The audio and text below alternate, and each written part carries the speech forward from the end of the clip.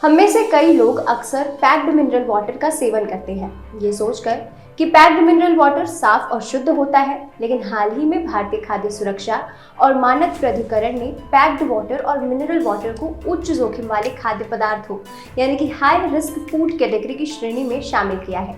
बता दें कि ये पहली बार नहीं है जब FSSAI ने पैक्ड पानी को इस श्रेणी में रखा हो।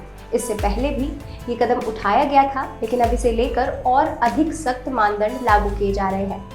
नमस्कार, आप देख रहे हैं विंद फर्स्ट और आज के एक्सप्लेनर में हम बात करेंगे हाल ही में भारतीय खाद्य सुरक्षा और मानक प्राधिकरण द्वारा जारी आदेश के बारे में। वीडियो में हम जानेंगे कि भारतीय खाद्य सुरक्षा और मानक प्राधिकरण द्वारा जारी आदेश में क्या कुछ बताया गया है, साथ ही उच्च जोखिम वाले खाद्य पदार्थों की श्रेणी यानी हाई रिस्क फूड कैटेगरी क्या होती है और इनमें किन खाद्य पदार्थों को शामिल किया जाता है। दरअसल food safety and standard authority of India ने अब सभी पैकेज ड्रिंकिंग और मिनरल वाटर को उच्च जोखिम श्रेणी में रखने का फैसला लिया है, जिसके बाद से उनके निर्माण सुविधाओं पर सख्त नियंत्रण और सालाना निरीक्षण अनिवार्य हो गए हैं।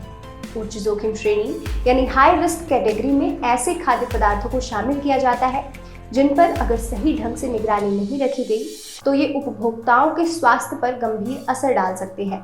इन खाद्य पदार्थों में बैक्टीरिया, वायरस या अन्य हानिकारक तत्वों के बढ़ने की संभावना ज्यादा होती है, जिसकी वजह से इन्हें सख्त गुणवत्ता नियंत्रण यानी स्ट्रिक्ट क्वालिटी कंट्रोल और नियमित निरीक्षण के दायरे में रखा जाता है।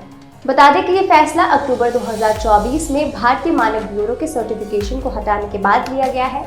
BIS भारतीय मानक ब्यूरो भारत की राष्ट्रीय मानक निर्धारण संस्था है, जो उद्योग, उत्पादों और सेवाओं के लिए मानक तैयार करने और उनके पालन की निगरानी का कार्य करती है। BIS का मुख्य उद्देश्य देश में उत्पादों की गुणवत्ता, सुरक्षा और विश्वसनीयता सुनिश्चित करना है। BIS के हटने से एक नियामक अंतर पैदा हो गया था। FSSAI ने इस अंतर को भरने के लिए सख्त निगरानी और गुणवत्ता मानकों को लागू करने का निर्णय लिया है। चलिए अब भारतीय खाद्य सुरक्षा और मानक प्राधिकरण के इस फैसले के पीछे का कारण भी जान लेते हैं। बढ़ता स्वास्थ्य जोखिम। कई बार पैक्ड मिनरल वाटर में अशुद्ध, प्रदूषक या हानिकारक तत्व पाए जाते हैं, जो उपभोक्ताओं के स्वास्थ्य पर प्रतिकूल प्रभाव डाल सकते हैं। गुणवत्ता मानकों का पालन न करना, छोटे या अवैध उत्पादकों द्वारा नियमों का पालन न करना, जैसे पानी की सही फिल्ट्रेशन और पैकेजिंग न होना, बढ़ती मांग और कम गुणवत्ता की चुनौती। ट्रैवल और शहरीकरण के कारण पैक्ड पानी की मांग तेजी से बढ़ रही है, जिससे गुणवत्ता नियंत्रण और चुनौतीपूर्ण हो गया है। भारतीय खाद्य सुरक्षा और मानक प्राधिकरण के एक वरिष्ठ अधिकारी के अनुसार पहले निर्माताओं को FSSAI और BIS दोनों के मानदंडों का पालन करना पड़ता था।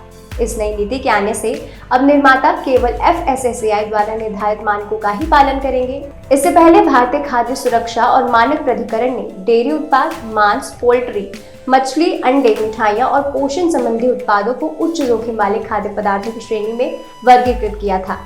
FSSAI के आदेश में पानी उत्पादकों को कुछ निर्देश भी दिए गए हैं, जिनमें वार्षिक निरीक्षण, एनुअल इंस्पेक्शन, यानी सभी पैकेज्ड पानी निर्माताओं को अपनी उत्पादन सुविधाओं का सालाना निरीक्षण कराना होगा।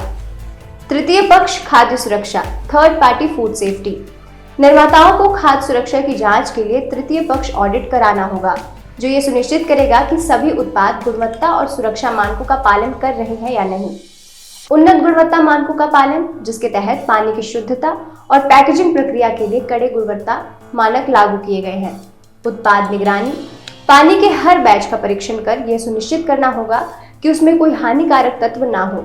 उच्च जोखिम श्रेणी में वर्गीकरण, पैकेज ड्रिंकिंग वाटर और मिनरल वाटर को अब डेयरी उत्पाद, मांस और अंडों जैसे ही उच्च जोखिम वाले खाद्य पदार्थों की श्रेणी में रखा गया है।